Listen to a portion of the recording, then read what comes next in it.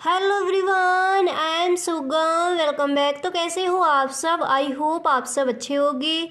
स्वागत है आप सभी का आपके अपने एसपी स्टडी यूट्यूब चैनल पर। तो गाइस, आज हम आपके लिए लेकर आए हैं जो आपका समाज शास्त्र है, उसका जो तीसरा चैप्टर है, उस चैप्टर का आज हम पूरा आपको पढ़ाने वाले हैं। तो वीडियो आपको पूरा देखना है, वीडियो को आप बिल्कुल भी स्किप ना करें।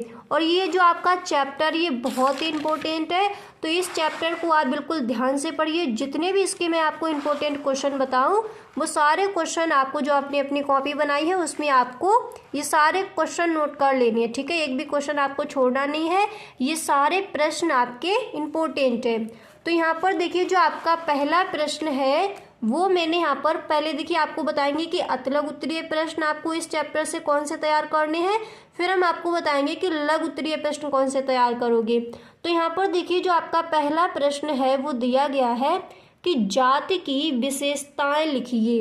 ओके, जाति की विशेषताएं लिखिए। तो देखिए, सबसे पहले आप इस तरह से हेडिंग डालोगे, जाति की प्रमुख विशेषताएं। फिर आप इसमें लिखोगे इसके आंसर में कि जाति की मुख्य विशेषताएं हैं, ठीक है। इसके बाद इस तरह से आपको डैश लगाना, फिर आप लिखोगे कि जन्म पर आधारित सदस्यता। इसके आगे आपको लिखना है एंड पेशे की निश्चितता। इसके बाद आपको इस तरह से कॉमा लगाना, फिर आप लिखोगे कि खान पान पर प्रतिबंध। ओके, ऊंच नीच की भावना, अनिवार्य सदस्यता, निश्चित परंपराएं। इसके बाद आपको लिखना है अंतर्विवाही समूह तथा सदस्यों की निश्चित स्थिति। तो जाति की प्रमुख विशेषताओं में आपको इतनी विशेषताएं इस तरह से लिखनी है। अगर आप देखिए कॉमा लगाकर लिखना नहीं चाहते तो आप इस तरह से 1 2 3 4 करके लिख सकते हो। ओके, अब इसके बाद देखिए, जो आपका अगला प्रश्न है वो मैंने यहाँ पर लिया है कि जातिगत पूर्वाग्रह से आप क्या समझते हैं। ओके, जातिगत पूर्वाग्रह से आप क्या समझते हैं। तो सबसे पहले आप इस तरह से हेडिंग डालोगे जातिगत पूर्वाग्रह, और फिर इसमें आप इस तरह से लिखोगे कि जाति व्यवस्था में बिना तर्क के ही पारंपरिक रूप से चली आ रही मान्यताओं को जातिगत पूर्वाग्रह माना जाता है। समझ आ गया यहाँ पर क्या बताया गया है कि जाति व्यवस्था में बिना तर्क के ही पारंपरिक रूप से चली आ रही मान्यताओं को जातिगत पूर्वाग्रह माना जाता है। इसके बाद देखिए, आपको लिखना है उदाहरण के लिए अपनी जाति को उच्च मानना तथा कुछ अन्य जातियों को निम्न व अति नीच मानना एक पूर्वाग्रह ही है। अस्पृश्यता या छुआछूत भी पूर्वाग्रह ही है। जातिगत व्यवसायों को अपनाना भी जातिगत पूर्वाग्रह ही है, ठीक है। आई होप आपको समझ आ गया होगा कि जातिगत पूर्वाग्रह हम किसे कहते हैं, या फिर जातिगत पूर्वाग्रह से आप क्या समझते हैं। आशा करती हूँ इस प्रश्न का आंसर आपको अच्छे से समझ आ गया होगा। ओके, अब इसके बाद देखिए, जो आपका अगला प्रश्न है वो मैंने यहाँ पर लिया है। अगला प्रश्न देखिए ये है कि प्रजाति से क्या आशय है, ठीक है। प्रजाति से क्या आशय है, आपको भी पता है प्रश्न इंपॉर्टेंट है, तो अच्छे से तैयार कीजिए। मतलब जितने भी आपको मैं प्रश्न बताऊं, ज़्यादा प्रश्न मैं हर चैप्टर से आपको नहीं देती हूँ, ठीक है। प्रश्न तो आपके बहुत सारे होते हैं। तो देखिए, जो आपके इम्पोर्टेंट क्वेश्चन है बोर्ड एग्जाम के लिए वही प्रश्न मैं आपको बताती हूँ। तो जो आपने अपनी कॉपी बनाई है तो उस पर ही इसको भी आपको नोट करते चलना है, ठीक है। आज आपका जो तीसरा चैप्टर है उसके ये सारे प्रश्न आपको बताए जा रहे हैं, ठीक है। तो प्रजाति से क्या आशय है, तो इस तरह से हेडिंग डालोगे प्रजाति, फिर आप लिखोगे प्रजाति से आशय उस जैविक अवधारणा से है जिसका प्रयोग सामान्य रूप से उस वर्ग के लिए किया जाता है जिसके सदस्यों में सामान्य गुण अथवा निहित गुणों के कारण समान शारीरिक लक्षण पाए जाते हैं, ठीक है। इस तरह से आप लिखोगे।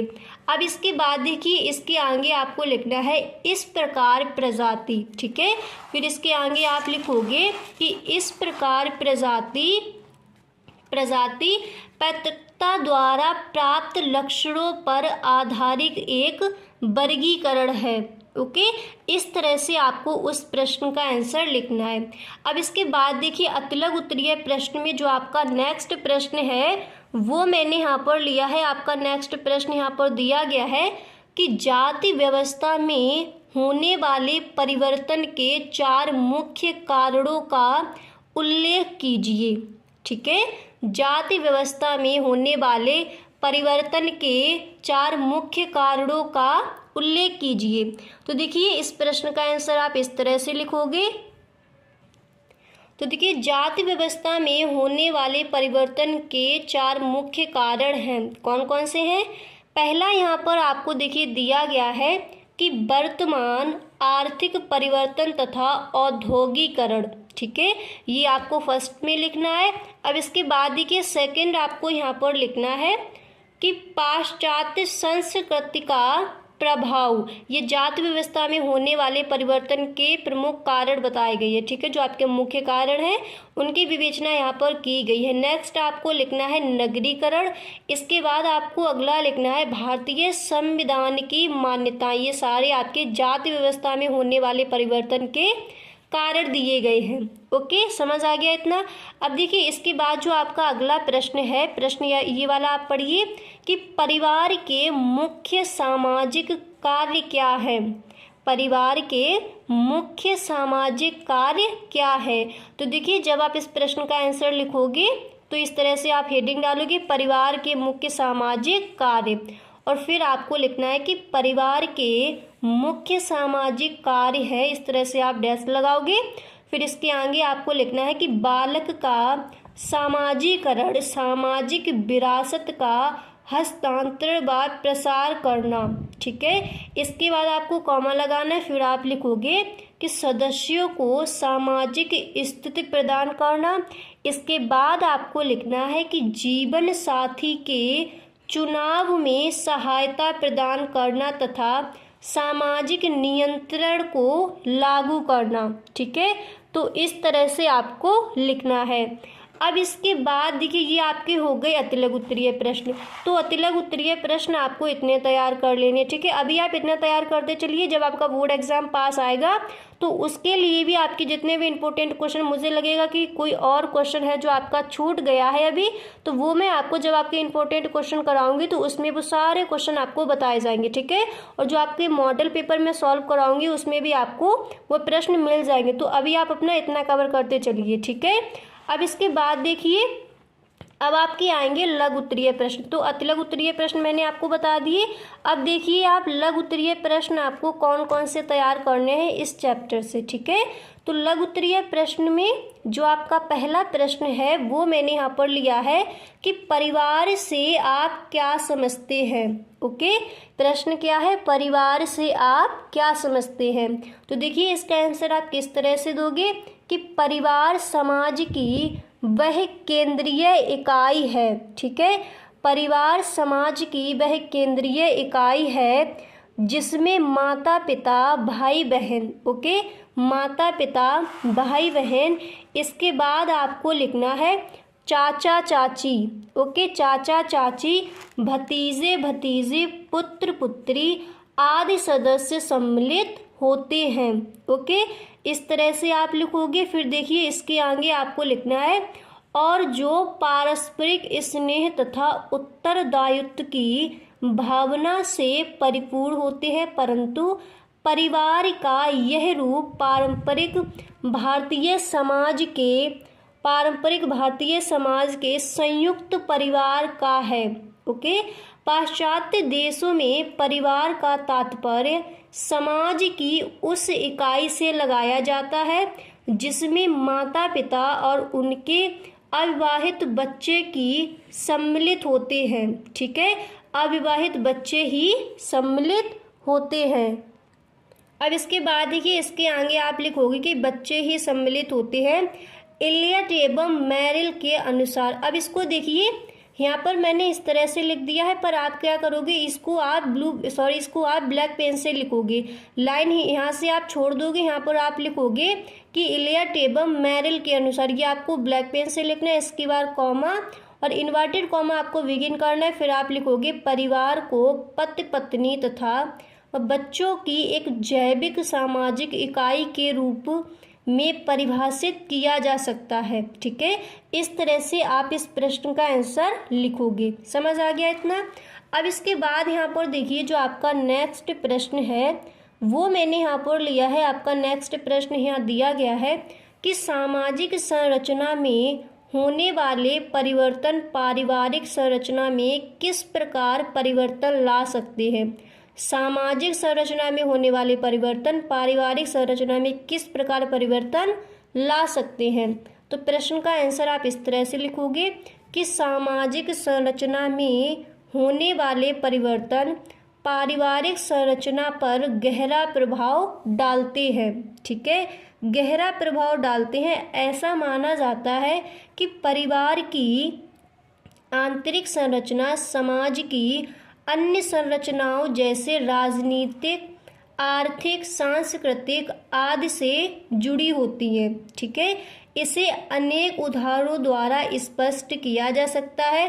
तो यहाँ पर देखिए फिर आप लिखोगे कि हिमालय क्षेत्र के गांव से पुरुषों के प्रवसन। ठीक है, पुरुषों के प्रवसन। फिर इसके आगे आपको लिखना है के कारण ऐसे परिवार। ठीक है, के कारण ऐसे परिवार अधिक हो जाते हैं।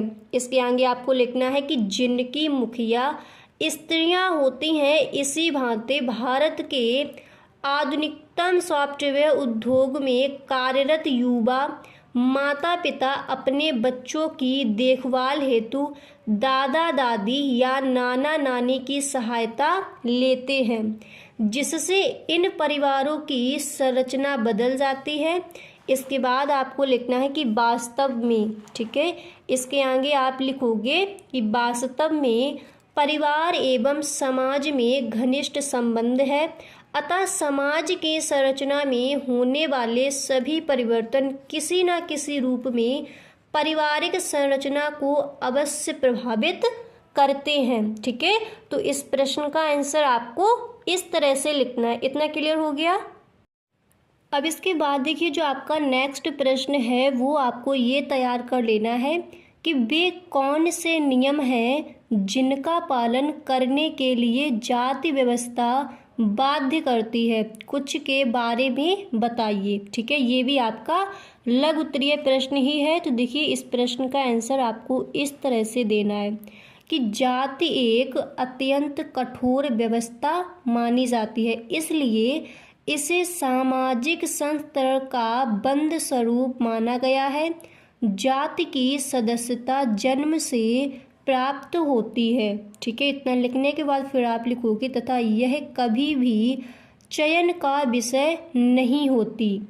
इसके आगे फिर आपको लिखना है कि व्यक्ति अपनी जाति को ना तो बदल सकता है ना ही छोड़ सकता है तथा ना ही इस बात का। ठीक है, इसके बाद आप लिखोगे तथा ना ही इस बात का चयन कर सकता है कि उसे जाति में शामिल होना है, ओके, या नहीं।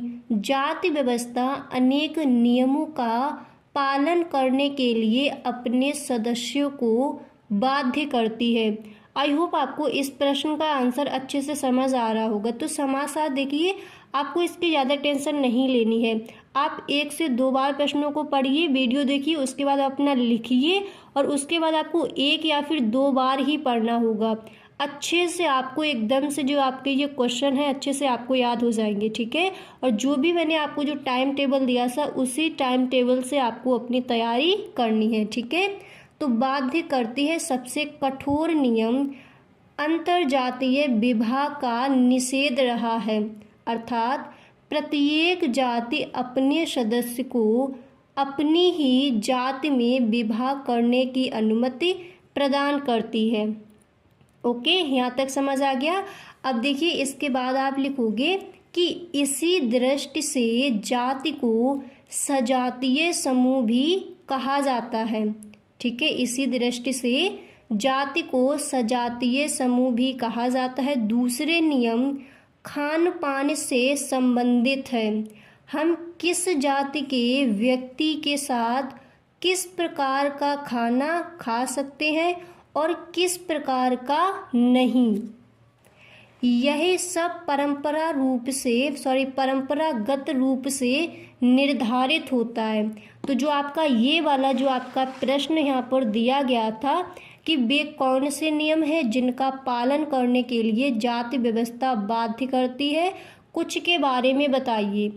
ठीक है, तो मैंने आपको इस प्रश्न का आंसर दे दिया। ओके, अब इसके बाद देखिए जो आपका अगला प्रश्न है वो आपको ये वाला तैयार कर लेना है। और ये प्रश्न देखिए कई बार पूछा भी गया है कि किसी भारतीय जनजाति का आर्थिक जीवन संक्षेप में समझाइए। ओके, तो देखिए इसका आंसर आप इस तरह से दोगे कि कादर नाम की जनजाति केरल में निवास करती है।